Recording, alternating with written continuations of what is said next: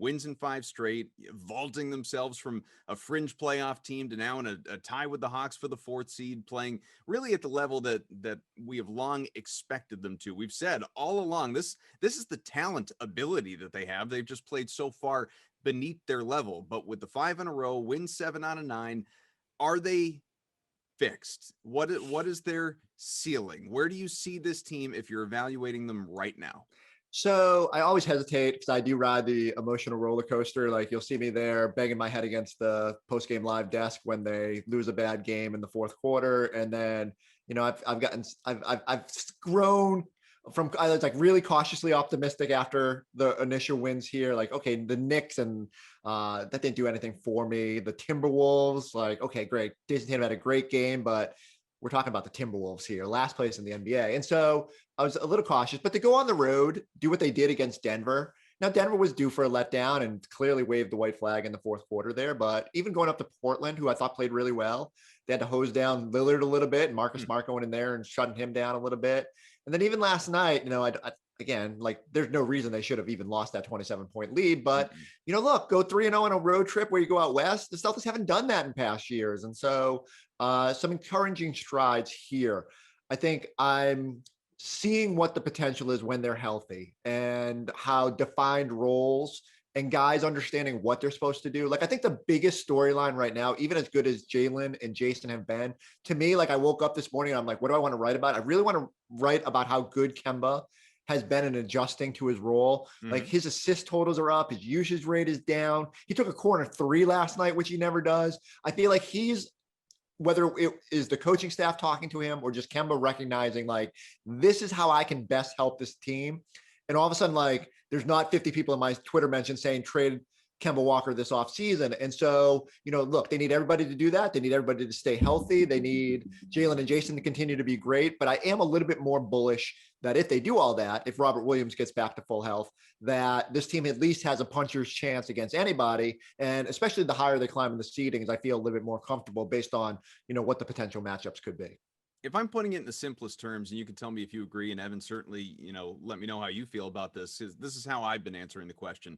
In its shortest form, is that the Celtics are still not a contender. Let's not fool ourselves into believing they are a championship contender. If everything breaks right, if they stay healthy, if they play at their level, if they do what they're doing, Evan Fournier comes back and provides them what they expect from him and what we've seen glimpses of so far, they are a team that could make the conference finals.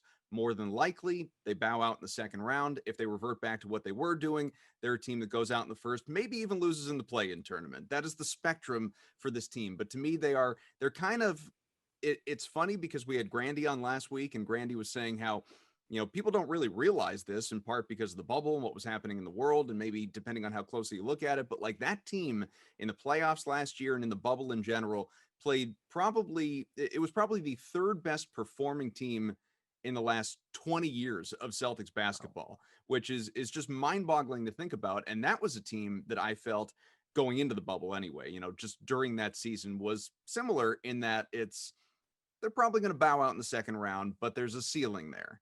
And I think that came to fruition ultimately. They certainly could have gotten past Miami. They didn't. And, now people, revisionist history, look at that as losing to losing a matchup that you should have won and losing to a poor team. Like, no, Miami was a good team and injuries played into it and it wasn't good. And they looked bad because of the injuries they sustained against the Lakers. And so it changes people's perspective. But that's how I view this team right now in terms of its overall outlook as, the regular season wraps up pretty soon. And I think that's fair. Like, and Ev, I'll defer to you here, but like, I agree. Like they could just as easily, the wheels could come off. They could lose one player. Like, I think their depth is a little bit tenuous. Like, and I'm not saying like the guys that were in at the end, like, I don't think we're going to see Carson Edwards and Luke Cornett playing big minutes in the playoffs. But, obviously, it's fair to say if without Evan Fournier, all of a sudden you got to lean a little bit heavier on Grant Williams and Shemi Ojale. And they've had good moments in this stretch, especially Grant. But the depth is sort of thin. And so if you do lose one body during this, as we see, like Robert Williams goes out, all of a sudden that depth chart at the center position is really thin. So it could come down to health, but it's a weird season. And the Celtics have gone through it more than anybody to this point. So I can't just sit here and say that, maybe the balance of bad luck doesn't tip in the playoffs a little bit. And it was almost weird to see like AD and LeBron out last night. I was like, when was the last time the Celtics had their opponent had more people out than the Celtics did on a given night? So yeah, it's complete wild card, but the spectrum is just like you said, could be as early as a disappointing first round exit, but I think it's more likely they get to that second round and we'll see what Celtics team shows up. Yeah, I we've been a little encouraged here over the past, we'll call it since April started. I think the C's are like 8-1 in their last 9. Over the past 15, they've been really great. Kirk Goldsberry, who does a great job charting these things, has the Celtics in the quadrant of wow currently in the last 15. They're 5th, they're 6th in offensive rating, 7th in defensive rating, and they're 4th in overall net rating. And that kind of, is a bunch of things happening. They've played some easier teams, as Chris has said, the T-Wolves and the Knicks, although they were tough, and I like the fact that Boston had to kind of crawl their way back in both games to win both of those. So that helps me. Going on the road against Denver, I don't care. Like, they didn't have Jamal Murray. When you get down that big, it's still a big deal to me. Beating Portland was great, and if they don't turn the ball over 15 times in the first half and his bench doesn't blow it, that game in LA last night's a blowout. So, but they're playing much better defense. Their defensive rating over the past 9 or 10 games, I think, is down from 113 to 106. Which is their best number, I think, of the season, I think by a mile. At least it looks like it. This team, look, I will be slightly more optimistic. I think this team's entire season has been about they haven't had their entire roster together ever, and it's April. Rob Williams has finally emerged as a starting center. They got Tristan Thompson back. Kemba looks great. And Danny said the other day, they're going to be a little bit more comfortable with it. They don't want to do it right now, but they would be comfortable if they needed to let Kemba play in back-to-backs. Smart's back and doing smart things. You have Tatum taking an inhaler before a game, so his COVID doesn't affect him that well. And they're going to have to manage Jalen's knee tendonitis the rest of the way. Fournier's coming back soon. Look, Romeo is alive. So we have all that going on right now. This team finally has its rotation healthy. We don't know what it looks like yet, but it's healthy. And the numbers suggest as this team has gotten healthier, they've been able to string some wins together and string some good play together.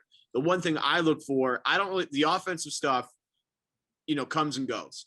But that defensive number is something I really take a lot of stock into, because this team defensively has been a complete, outlier in terms of what we've seen out of Brad Stevens' teams over the entire tenure of Brad Stevens, right? This team has always been able to do defensive work against anybody.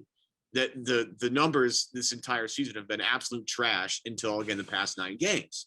So I can take a little stock into this team's performing really well. The competition, comes and goes. We'll see. But they're playing with confidence. You can see the energy is much better, but the defensive side of the floor, I'm very encouraged by it. You have like Luke Cornett as an example, and I know he might not play a ton in the playoffs. I think he's a useful guy to have at the end of the bench. I'm surprised he's more helpful than Mo Wagner right now. But they have a long shot, right? But they have 4 guys right now that can all, do things in terms of, switch, all that stuff. I mean, again, Cornett had 3 blocks last night. That's impressive. Rob Williams does Rob Williams things. I just like the fact that they're playing with a little bit more cohesion than they have in the past. The offense, Tatum 53 the other night, Brown 17 of 20 for 40. I mean, that's good stuff. And to get back to something that Forsberg, kind of led with, it all kind of, for me, comes back to Kemba Walker. I think Kemba determines how high the ceiling is. I think this team wants to be the 4 seed, get a young Atlanta team in the first round. And then if you're Philly, I mean, the one team you kind of don't want to see is a team that's kicked your ass the past couple of years. And then if you can somehow get by Philly, you have a Nets team that we have no idea what it's going to look like despite their historic run. So I'm a little more optimistic. I don't think they're going to win a title, but I'm feeling way better today than I did about 2 months ago. I'll tell you that right now.